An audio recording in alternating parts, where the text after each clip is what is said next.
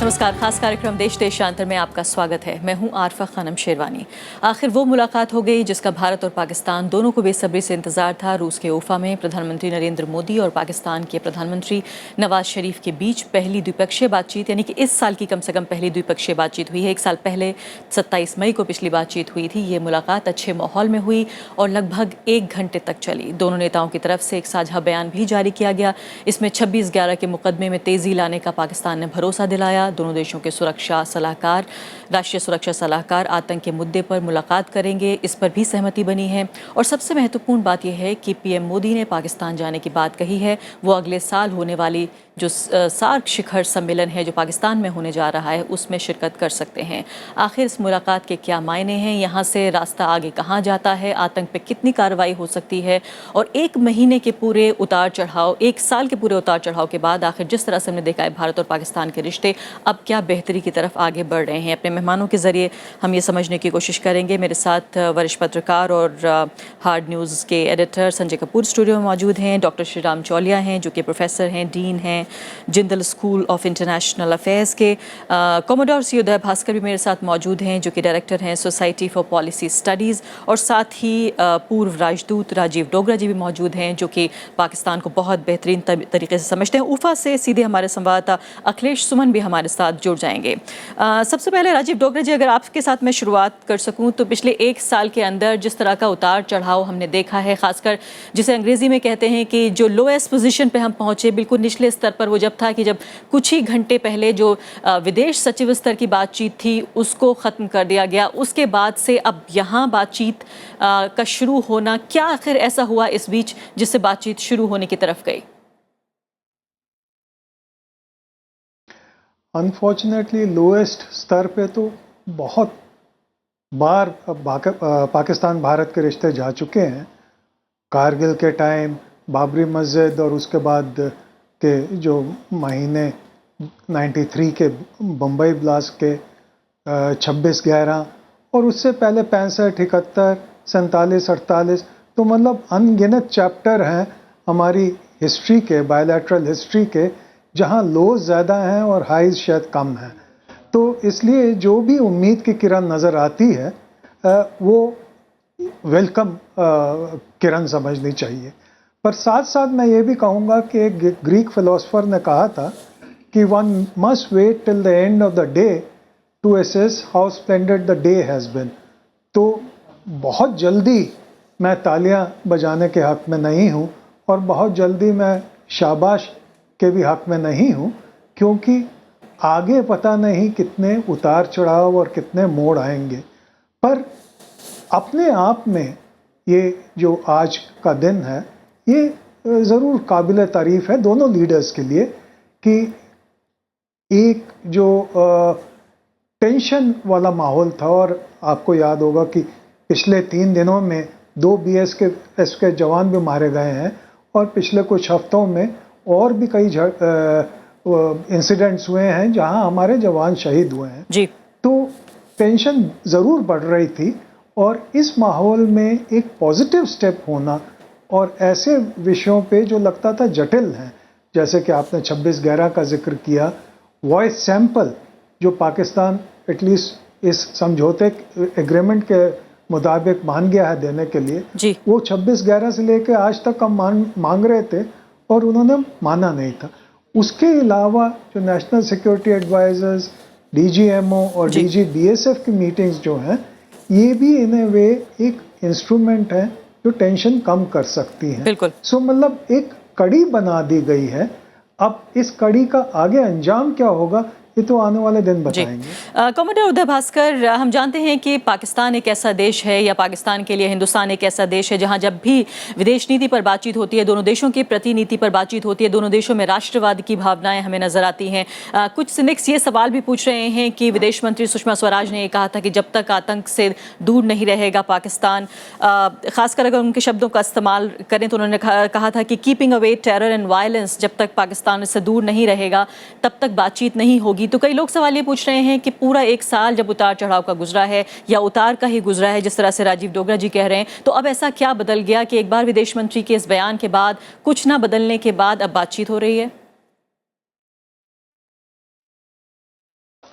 बदलाव अगर हम बात करें तो मुझे लगता है कि अभी ये जो प्रधानमंत्री मोदी और नवाज शरीफ साहब के बीच में जो मुलाकात हुई है ये अपने आप अहम है, पर इसकी अहमियत मेरा व्यक्तिगत राय ये है कि ये ज़्यादा इसकी सिंबलिज्म में है, यानी कि इसकी जो प्रतीकात्मक अहमियत है इसको शायद हमें पहचानना चाहिए।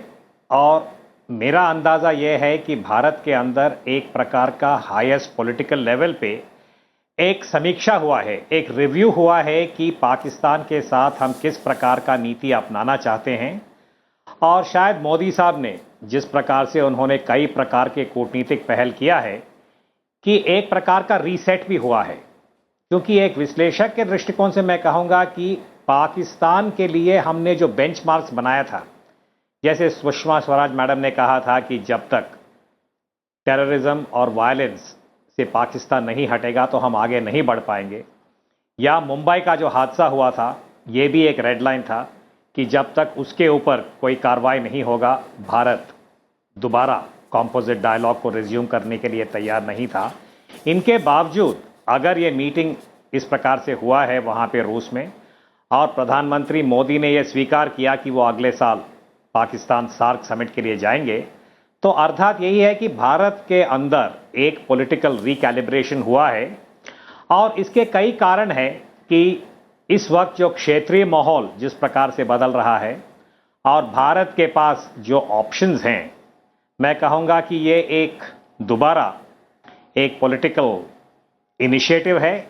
और ये अपने आप नया नहीं है, क्योंकि अगर आप वाजपेयी जी के ज़माने से लेके आज तक भारत के जितने भी पॉलिसीज रही हैं पाकिस्तान के संदर्भ में जी, मैं कहूँगा 98 न्यूक्लियर टेस्ट, उसके बाद लाहौर अकॉर्ड, उसके बाद कारगिल का युद्ध, उसके बाद आगरा समिट, और फिर जनवरी 2004 जो वाजपेयी जी और मुशर्रफ साहब ने जो साइन किया था जी, मुंबई का हादसा, यानी कि कई बार हम इस प्रकार के जो पॉलिटिकल इनिशिएटिव्स भारत ने लिया है। और इस बार मीडिया के रिपोर्ट्स के मुताबिक भारत ने खुद पाकिस्तान के साथ बातचीत करने के लिए इशारा दिया था जी। तो इसकी सिंबलिज्म इंपॉर्टेंट है, पर सब्सटैंटिवली क्या होने वाला है इसके ऊपर एक थोड़ा सा क्वेश्चन मार्क है। और मैं राजीव डोगरा जी के साथ सहमत हूं कि शायद हमको जल्दबाजी नहीं करना चाहिए कि इससे कोई बहुत बड़ा परिवर्तन होगा, बिल्कुल, क्योंकि पाकिस्तान ने ऐसा कोई इशारा नहीं दिया, चाहे लखवी के केस में हो या दहशतगर्दी के बारे में। तो इसलिए मैं इस कहूंगा कि इस वक्त हमें रुकना चाहिए। यानी कि आप ये कह रहे हैं कि दिन के अंत तक इंतजार हमें करना चाहिए, दिन के आखिर तक कि आखिर किस तरह से दिन गुजरता है, तभी उस पर कोई आकलन दे पाएंगे। अखिलेश सुमन उफा से हमारे साथ मौजूद हैं, फिर मैं दोनों मेहमानों की तरफ यहाँ आऊँगी, स्टूडियो में मौजूद हैं। अखिलेश सुमन जी, ये बताइए फिलहाल कि पाकिस्तान के जो फॉरेन सेक्रेटरी हैं उनका बयान है कि हम दोनों देश इस पर सहमत हो गए हैं कि ये हमारी कलेक्टिव रिस्पॉन्सिबिलिटी है कि पूरे इलाके में, पूरे क्षेत्र में पीस और डेवलपमेंट, विकास और शांति बरकरार रखें, ये भारत और पाकिस्तान दोनों की जिम्मेदारी है। इस स्टेज तक, मकाम तक कैसे पहुंचे दोनों देश? क्या इसको लेकर एक माहौल बनता हुआ आप देख रहे थे, या फिर उदय भास्कर जी कह रहे हैं कि एक समीक्षा हुई है आखिर कि भारत की क्या नीति होनी चाहिए पाकिस्तान को लेकर?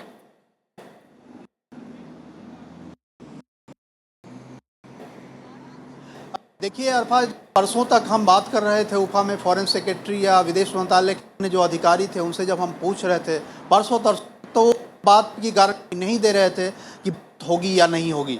लेकिन मुझे लगता है कि बात होगी या नहीं होगी इसको डिक्लेयर करने से पहले यह बात तय हो रही थी कि बातचीत के बाद हम कहेंगे क्या। तो आज जो अचानक हम 9 बजे करीब भारत के फॉरेन सेक्रेटरी की ब्रीफिंग होनी थी, प्रधानमंत्री और पाकिस्तान के प्रधानमंत्री नवाज शरीफ मिलने थे, उसके बाद करीब 9:45 बजे बोला गया था कि हम लोग ब्रीफिंग की जाए, लेकिन टाइम लगा, करीब 10:30 बजे 11 बजे करीब ब्रीफिंग हुई। और ये हम लोगों के लिए एक सुखद आश्चर्य था कि विदेश सचिव के अलावा पाकिस्तान के विदेश सचिव मौजूद थे। मतलब है दोनों में एक तीवनी क्या करना है। और अरफा, जो आप पूछ रही कि इसमें आशाएं हैं, आशाएं इसलिए क्योंकि एक भारत किया है कि इंगेज होने को, डिसंगेज कहीं से नहीं रहना है। जैसे आपने देखा ब्रिक्स का सम्मेलन हुआ, ब्रिक्स एक तरह से इंगेजमेंट का प्रोसेस है। रेस्ट ऑफ द वर्ल्ड जो हमारे इलाके के देश हैं और जो हमारी तरह के देश हैं, उन लोगों से मिल के साथ चलता प्रोसेस है। और उसी तरह जो सम्मेलन हुआ उसमें भी इंगेजमेंट का प्रोसेस है, जो क्षेत्रीय और इलाका स्तर के देश हैं। तो इस तरह से कहें कि भारत ने यह तय किया है कि हमको इंगेज होना है। जो इरिटेटिंग एलिमेंट है, इरिटेटिंग एलिमेंट के कारण हमें अपने रास्ते से नहीं हटना। लेकिन अगर घटनाएं होती हैं तो उसका हम जिक्र आज क्यों करें, लेकिन है उससे लग रहा है कि भारत और पाकिस्तान दोनों तरह एक सहमति है कि हमको इंगेज रहना है। इंगेज इसलिए रहना है कि दोनों देशों को चाहे आतंकवाद का, आईसिस का खतरा है, खास तौर पे आज एससीओ के समिट में भी इस बात की चर्चा हुई, कल के ब्रिक्स फेडरेशन में भी इस बात की चर्चा हुई कि इस पूरे इलाके में आईसिस एक बड़ा खतरा है। और पाकिस्तान के अंदर यह समझदारी है कि अभी तक जो तालिबान और अलकायदा जूझ रहा था, जो काफी महंगा। अखिलेश सुमन, आपकी आवाज़ बहुत बेहतर तरीके से नहीं पहुंच पा रही है हम तक, लेकिन फिर भी जो जानकारी आपने दी उसके लिए बहुत बहुत शुक्रिया। संजय कपूर जी, ये बताइए कि कई मुद्दे यहाँ पर उठ रहे हैं, कई सवाल ये उठ रहे हैं, चर्चा इस बात पर भी हो रही है कि जॉइंट स्टेटमेंट में यहाँ तक कहा गया कि आतंकवाद के नाम के शब्द को जो है पूरे दक्षिण एशिया से हम मिटा देना चाहते हैं। ये इरादे बहुत अच्छे हैं, वादे भी बहुत अच्छे हैं, लेकिन क्या आप इस बात से सहमत होंगे कि अभी आप इंतजार करना चाहेंगे कि देखते हैं आगे क्या बात होगी? क्योंकि एक बहुत महत्वपूर्ण बात यह है कि बात यहाँ तक हुई है, एजाज अहमद चौधरी ने ये कहा कि ऑल आउटस्टैंडिंग इशूज़, तमाम मुद्दों पर बातचीत होगी, लेकिन इसमें के शब्द का इस्तेमाल नहीं हुआ है। ये मैं तो इस चर्चा जो सहमति हुई है उसको काफ़ी महत्वपूर्ण मानता हूँ, क्योंकि सबसे पहली बात तो यह कि ऊफा में हुई है, जबकि नए जो ऑर्गेनाइजेशन के साइडलाइंस में हुई है, जिसमें कि चीन और रूस बहुत महत्वपूर्ण उसके मेंबर हैं। एससीओ के अंदर जो रीज़न था कि हिंदुस्तान की मेंबरशिप नहीं एक्सेप्ट कर रहे थे और पाकिस्तान की भी अब मेंबरशिप एक्सेप्ट करने की बात कर ली, ये बात लोग बाग ना भूल जाते हैं। उसमें एक एस्पेक्ट ये है कि अगर किसी मुल्क के बीच में डिस्प्यूट हुआ तो उनको मेंबरशिप नहीं दी जाएगी। तो इस चीज़ का भी दबाव भारत और पाकिस्तान के ऊपर था कि अगर आपको एससीओ की सदस्यता चाहिए तो आपको बातचीत और डिस्प्यूट अपना रिजॉल्व करना बहुत आवश्यक है। तीसरी बात यह है कि एससीओ के अंदर जो मुख्य जो उसका पर्पस है, एक तो लोग बाग कहते हैं कि एशियन नेटो है, तो एशियन नेटो का जो सबसे मुख्य जो उसका बेसिक कंसंट्रेशन है वो टेररिज्म के ऊपर है। तो टेररिज्म से अगर आपको लड़ाई लड़नी है और आपके बीच में मतभेद है इंटरप्रिटेशन का कि आतंकवाद है क्या, तो उसमें समस्या हो जाती है। तो अगर आप देखें कि जो भाषा का इस्तेमाल करा है पाकिस्तान विदेश सचिव ने, तो उसके अंदर ऑल फॉर्म्स ऑफ टेरर की बात कर दी। Good Taliban, good terrorist, bad terrorist, उन सबको उन्होंने सब फ्लैट करके ये कहा कि हमें हर तरीके की आतंकवाद से लड़ना पड़ेगा। आपने कहा कि के वर्ड का इस्तेमाल नहीं करा, तो इसमें कुछ हद तक नवाज शरीफ साहब को परेशानी हो रही है कि किस तरीके से समझाएंगे, क्योंकि आपने पहले कहा था कि हम बातचीत नहीं करेंगे, तो हिंदुस्तान कुछ हद तक झुका, उसने कहा कि हम आपसे बात करना चाहते हैं। परंतु जो अग्रीमेंट हुआ, जो आपने जॉइंट स्टेटमेंट दिया, उसके अंदर जो कश्मीर का मुद्दा था, क्योंकि बार बार पाकिस्तानी नेता ये कहते थे कि बिना कश्मीर के रास्ते से गुजरे हुए हम बात नहीं करेंगे। तो अब जब है ना उसमें जो अल्फाज का इस्तेमाल किया, उन्होंने आउटस्टैंडिंग इश्यूज़ की बात करी, तो ये उम्मीद लगाई जा रही है कि पाकिस्तानी जो फॉरेन ऑफिस के लोग हैं और तमाम लोग हैं वो कहेंगे कि आउटस्टैंडिंग उसमें शामिल नहीं होगा। तो क्या ये तो नहीं है कि कुछ जानकारी ये कह रहे हैं कि दोनों तरफ से एक समझौता हुआ है? इधर बात ये हुई कि जब तक आतंकवाद पर काबू नहीं होगा तब तक बात नहीं करेंगे, उधर बात हुई कि कश्मीर पर जब तक बात नहीं होगी तब तक बात नहीं करेंगे, और दोनों तरफ से ये शर्तें छोड़कर बातचीत हुई है। अरिफा, हम लोग ने मैंने अपने आप इंडिया पाकिस्तान की जो बायलैटरल है और जो पुल असाइड होते हैं पिछले 5-7 दफ़ा अलग अलग मुल्कों में देखी हैं, तो मैं ज़्यादा एक्साइटेड नहीं होता हूँ। मैं काफ़ी हद तक एम्बेसडर डोगरा की बात से इत्तेफाक करता हूँ और कमांडर उदय भास्कर की बात से करता हूँ कि इतनी दफ़ा इतनी सारी चीज़ें हो चुकी हैं कि उम्मीद नहीं है कि कुछ ज़्यादा इसके अंदर ना बढ़ेगा। हो सकता है कुछ समय के लिए इसमें उफान आए, फिर ठंडा पड़ जाए, और इतना फ्रेजाइल है ये पूरा रिश्ता कि एक ज़्यादा कोई बॉर्डर में टेंशन हो गया, कुछ ज़्यादा लोग मर गए, तो सब चीज़ें ना तबाह हो सकती। तभी अगर याद हो तो हवाना में डिक्लेरेशन किया था कि आप बात करते रहेंगे इर्रिस्पेक्टिव ऑफ जो भी हादसा होगा। ऐसी बात अगर इस वाले स्टेटमेंट में नहीं आई है तो फ्रेजिलिटी अभी बिल्ट इन है। बिल्कुल ऐसी बात नहीं है कि ये ना ये लोग कह रहे हैं कि जिन लोगों ने एक दौर देखा है भारत पाक रिश्तों का, वो समझते हैं कि अभी भी नज़ाकत बाकी है। हमारे साथ कांग्रेस पार्टी के प्रवक्ता मीम अफजल साहब भी फोन लाइन पर मौजूद है, लेकिन इससे पहले डॉक्टर चौलिया से सवाल लेती हूँ। डॉक्टर चौलिया, बहुत दिलचस्प कोण उन्होंने जोड़ा है यहाँ पर संजय कपूर ने। वो ये कह रहे हैं कि ये नहीं भूलना चाहिए कि जो इंटरनेशनल कम्युनिटी का दबाव है, खासकर एक ऐसे ब्लॉक में जहाँ भारत और पाकिस्तान दोनों एंटर करना चाहते हैं, दो बड़े देश हैं रूस और चीन, और कहीं ना कहीं दोनों का दबाव या कहीं गुडविल, तमाम चीज़ों ने मिलकर क्या भारत पाकिस्तान पे काम किया है? या फिर आप उदय भास्कर जी की बात से सहमत हैं? वो ये कह रहे हैं कि भारत के अंदर घरेलू स्तर पर इसको लेकर एक समीक्षा हुई है। ये दोनों ही वाजिब हैं, क्योंकि देखिए जो मल्टीलैटरल फोरम्स होती हैं वहाँ ग्रुप इंटरेस्ट को सामने रखने की सबकी पेशकश होती है। तो वहाँ हम, आप सार्क के तो किस्सा जानते ही हैं, जिसमें लोग कहते हैं कि हमने हाईजैक कर रखा है भारत और पाकिस्तान ने। तो एससीओ में हम वो नहीं कर सकते हैं। एससीओ बड़े बड़े शक्तियों का ये संगठन है, हमसे भी बड़ी शक्तियाँ हैं, चीन है, रूस हैं। तो इसलिए ज़रूरी है हमें कि एक ग्रुप सिटीजनशिप भी हम निभाएं, और ज़रूरी है कि हम दिखाएं कि हम we are serious about our differences. बल्कि एससीओ में बड़ा इंटरेस्टिंग वाक़या है कि ताजिकिस्तान और चीन ने अपना जो बाउंड्री डिस्प्यूट था वो उन्होंने एससीओ के एजिस के अंतर्गत हल किए हैं। तो रशियंस ने भी यही होप जताई है कि भारत और पाकिस्तान के बीच जो संबंध है वो मजबूत हो जाएंगे। मिनिमम एससीओ के अम्ब्रेला के तहत ये हमारा एडवांटेज है कि कम से कम सालाना 1-2 और मुलाकातें होगी हमारी। ये नहीं कि सिर्फ यूएन जनरल असेंबली हो या फिर एक बहुत बड़ा बायलैटरल जो कि जिसको ऑर्गेनाइज करने में 14 महीने लग गए अभी।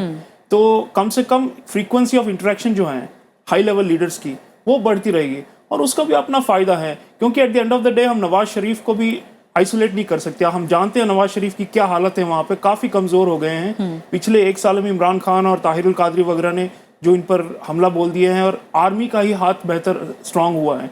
तो एक तरह से जब मैं समझता हूँ मोदी जी जब नवाज शरीफ के साथ ज़ोरदार जब शेक हैंड करते हैं, जैसे आज हमने देखा उफा में, तो उसका एक सिंबॉलिक मैसेज ये भी है कि हम चाहते हैं कि जो एंटी इंडिया फोर्सेस ना हैं, हम सब उनको शोरअप करना है, हमें उन्हें बढ़ावा देना होगा। वरना यही स्ट्रेटजी है, क्योंकि अगर पाकिस्तान को एक मोनोटोनस स्टेट की तरह नहीं देखा जा सकता, उसके अलग अलग सेक्शन है, सिविल मिलिट्री बैलेंस है, इस सब का मेरे ख्याल से मोदी जी का स्ट्रेटजी के अंदर है कि किसी न किसी तरह जो प्रो पीस जो एलिमेंट्स हैं उनके साथ हम हाथ मिलाएंगे और आगे बढ़ने की कोशिश करेंगे। आप अच्छी बात कह रहे हैं कि शायद एक देश जो है वो सिर्फ सरकार ही उसका प्रतिनिधित्व नहीं करती, बल्कि ये तमाम जो एलिमेंट्स हैं, तमाम जो ग्रुप्स हैं, ये सब भी प्रतिनिधित्व करते हैं। मीम अफजल साहब, ये बताइए फिलहाल कि ये बातचीत शुरू हो गई है और जाहिर है बड़े अच्छे माहौल में बातचीत हो रही है, काफ़ी वादे इरादे भी देखे गए हैं। कांग्रेस पार्टी किस तरह से देख रही है भारत पाकिस्तान की इस बातचीत को?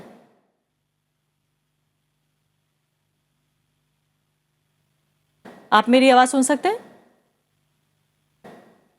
जी, उनसे फिर बातचीत करने की कोशिश करेंगे हम। फिलहाल राजीव डोगरा जी का रुख करना चाहूँगी मैं। राजीव डोगरा जी, ये बताइए कि अब सवाल ये उठ रहा है कि कहीं ना कहीं लखवी के मुद्दे पर चीन से भी भारत की बातचीत हुई है, फिर वो एक बात पर लगातार बात हो रही है। हम जानते हैं भारत के लिए काफ़ी जज्बाती मुद्दा है, यहाँ दर्जनों लोगों की जानें गई, भारत की एक तरह से संप्रभुता पे हमला हुआ, 26/11 का हमला, इसको बहुत आसानी से नहीं लिया जा सकता। लेकिन इस सब के बावजूद जिस तरह बातचीत आगे बढ़ी है, इसका वेलकम तो किया जा रहा है, लेकिन बात ये हो रही है कि अगर बातचीत होगी तो शायद सबूत भी लेन देन में आसानी हो। अब यहाँ पर चर्चा इस बात पर है कि जो वॉइस सैंपल्स हैं वो पहली बार जो हैं वो एक्सचेंज किए जाएंगे भारत के जरिए पाकिस्तान को। तो क्या आपको लगता है कि बातचीत के जरिए ही, अगर आतंक पे भी हमें जवाब चाहिए, कार्रवाई चाहिए, तब भी बातचीत करनी पड़ेगी? बिल्कुल, जैसे कमांडर उदय भास्कर ने जिक्र किया था कि एंगेजमेंट ज़रूरी है। एंगेजमेंट शुरू हुई है, ये ही अपने आप में काफ़ी उपलब्धि है। पर एंगेजमेंट का मतलब ये नहीं है कि सारे मसले तय हो गए हैं। जैसे चीन का आपने जिक्र किया, तो चीन ने बड़ा पॉइंटेड एक जवाब दिया है ये मीटिंग से पहले, और उसमें वो कहा है कि हम वो ऑब्जेक्टिव फैक्ट्स के ऊपर जाकर ये सोचते हैं कि लखवी के ऊपर जो हमने स्टैंड लिया है यूएन सिक्योरिटी काउंसिल में, सैंक्शंस कमेटी में, वो ठीक है। सो इन ए वे वो जो प्रधानमंत्री के टेलीफोन थे और प्रधानमंत्री की पर्सनल इंटरवेंशन थी उफा में भी चीन के प्रेसिडेंट के साथ, वो सक्सेसफुल नहीं हुई। तो मेरे को लगता है ये भी हमको सोचना पड़ेगा, और प्रधानमंत्री के एडवाइजर्स को भी, कि क्या ये ज़रूरी है कि हर विषय पे वो प्रधानमंत्री टेलीफोन उठाएं और बात करें या अपनी पर्सनल इंटरवेंशन करें। तो थोड़ी सी गुडविल कम होती है, और थोड़ी सी जो गुडविल और किसी चीज़ में जा सकती थी वो इधर स्पेंड हो गई है। तो कुल मिला जुला के, चाहे वो चीन के साथ रिश्ते हों और मोर इम्पोर्टेंटली जिस चीज़ पे हम डिस्कस कर रहे हैं पाकिस्तान के साथ रिश्ते हों, ये इनमें आग का दरिया है और हर कदम फूक फूक के रखना पड़ेगा हमें। तो ये सोचना कि टेरर के ऊपर बड़ी उपलब्धि हुई है, तो मेरा ख्याल वो गलत होगा, क्योंकि जो वर्ड यूज़ किया है वो टेरर किसी भी तरीके से हो सकता है। जैसे शर्म अल शेख का था, उसमें बलूचिस्तान का जिक्र आया था, इधर कोई जिक्र नहीं आया, पर सब कुछ आ भी गया है।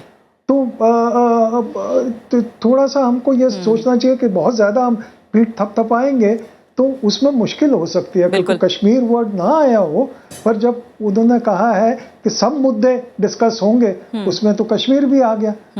तो बहुत रूफ टॉप से शाउट करना कि हम जीत गए हैं और ये समझदारी की निशानी नहीं है। कॉमरेड उदय भास्कर जी, बताइए कि जिस तरह से वार्न कर रहे हैं, चेता रहे हैं राजीव डोगरा जी कि अति उत्साह से काम लिया जा रहा है, क्या इसके पीछे एक वजह ये भी मानते हैं कि आप अब कैमरों की जो है चकाचौंध के बीच विदेश नीति तय हो रही है? हम जानते हैं दर्जनों की तादाद में पत्रकार वहाँ भी पहुँचे हुए हैं और पल पल की खबरें यहाँ तक पहुँचा रहे हैं। क्या वाकई हमें थोड़ा सा ज़्यादा सावधानी से काम लेना होगा?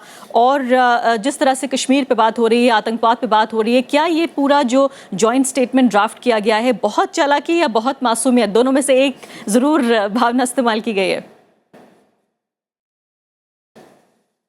नहीं, मैं चालाकी नहीं कहूँगा, पर जिस शब्दकोश का अभी प्रयोग किया गया है, मैं कहूँगा दोनों जो देश हैं, भारत और पाकिस्तान, अपने अपने अनुभव के आधारित, आपको जैसे अभी याद किया गया है कि शर्म एल शेख में जिस प्रकार से लैंग्वेज इस्तेमाल किया गया था, उससे भारत के अंदर एक बहुत बड़ा कंट्रोवर्सी पैदा हुआ था।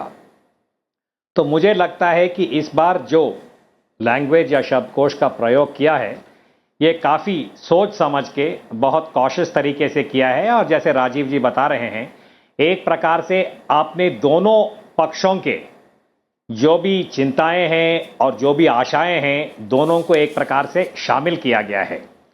पर जो मेरा टिप्पणी था कि मैं इसलिए बार बार कहता हूं कि हम इसको स्वागत तो कर सकते हैं कि ये सिंबॉलिकली काफ़ी अहम कदम है, पर साथ साथ हमको ज़रूरत से ज़्यादा इसको व्याख्या नहीं करना चाहिए, क्योंकि पाकिस्तान के अंदरूनी जो स्थिति है, जो स्ट्रक्चरल फैक्टर्स हैं, और भारत के तरफ से जो चिंताएं हैं, खास दहशतगर्दी को लेके, मैं बार बार कहता हूं कि नवाज शरीफ साहब जो है वो केवल उतना तक भारत के जो एक्सपेक्टेशंस हैं उनको वो मीट कर सकते हैं, क्योंकि टेररिज्म का जो मुद्दा है, इसका जो कमांड एंड कंट्रोल रावलपिंडी में है, जहां पाकिस्तान का फौज है, मुरीदके में है, जहां जमात-उद-दावा और इस प्रकार के गैर राष्ट्र गुट हैं। और जब तक वहां पे एक प्रकार का परिवर्तन नहीं होगा, भारत के लिए ये एक बहुत बड़ा चुनौती है जी। और दूसरा, चीन का जो भूमिका रहा है, खास यूनाइटेड नेशन सिक्योरिटी काउंसिल में जी, ये भी भारत के लिए एक बहुत बड़ा चुनौती है, क्योंकि चीन और पाकिस्तान के बीच में जो भागीदारी है, इस परिप्रेक्ष्य में भारत को पाकिस्तान का नीति या पॉलिसी अपनाना, मैं कहूँगा, हमको बहुत ही ध्यान से और बहुत परिपक्वता के साथ आगे कदम उठाना होगा। बिल्कुल। संजय कपूर जी, आप कितना महत्वपूर्ण इस बात को मानते हैं कि एनएसएस की तो मुलाकात होगी, नेशनल सिक्योरिटी एडवाइज़र दोनों देशों की, लेकिन इसके अलावा डीजी बीएसएफ की, डीजी पाकिस्तान रेंजर्स और साथ ही दोनों देशों के जो मिलिट्री ऑपरेशंस के डायरेक्टर जनरल्स हैं, उनकी भी मुलाकात होगी। आपको लगता है कि नेताओं के बाद अब सबसे महत्वपूर्ण जिम्मा जो है मुद्दों को डिटेल में सुलझाने का, वो इन्हीं लोगों के पास है? पर देखिए, आप फॉरेन सेक्रेटरी की बातचीत नहीं होगी, ये जितनी भी बातचीत होगी सिर्फ सिक्योरिटी सिक्योरिटी सिक्योरिटी कि जैसे ये मेरे ख्याल से समझ ये है कि अगर आप है ना बॉर्डर को स्टेबलाइज कर लें, जिससे आपस में गोलीबारी ना हो, लोग बाग ना मरें, तो उससे कम से कम ऑप्टिक्स को आप कंट्रोल्स कर सकते हैं कि लोगों में आक्रोश बढ़ने लगता है। जैसे भी आप इसी बातचीत के दौरान एक फौजी की है ना गोली से है ना उसकी इंतकाल हुआ, तो मौत हो गई। तो ये सब चीज़ें मेरे ख्याल से पूरा जो माहौल है वो ख़राब कर देती हैं। और पिछली बार जो आपको याद है, 1 साल पहले जब मोदी जी आए थे, वो इवन जब है ना एंटनी साहब थे, तो काफ़ी हद तक गोलीबारी के चक्कर में बातचीत वायबल नज़र नहीं आ रही थी। पर ये जो सोच है कि वायलेंस जब तक है ना इसको कंट्रोल नहीं करेंगे, तब तक कोई भी मीनिंगफुल डायलॉग या बातचीत नहीं होगी, इसमें मेरे ख्याल से दम है।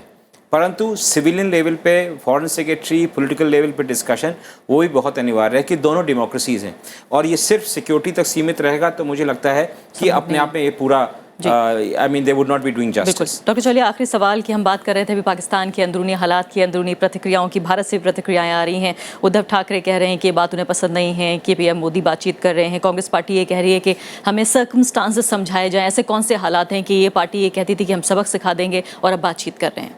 देखिए, हालात तो ज़्यादा बदले नहीं हैं, लेकिन हम परमानेंट फ्रीज में भी नहीं रह सकते, ये भी हमें देखना पड़ेगा। क्योंकि पड़ोसी जो होते हैं वो हमारी चॉइस नहीं है, पड़ोसी ही है। तो उसके साथ डील करना ही पड़ेगा किसी न किसी लेवल पे।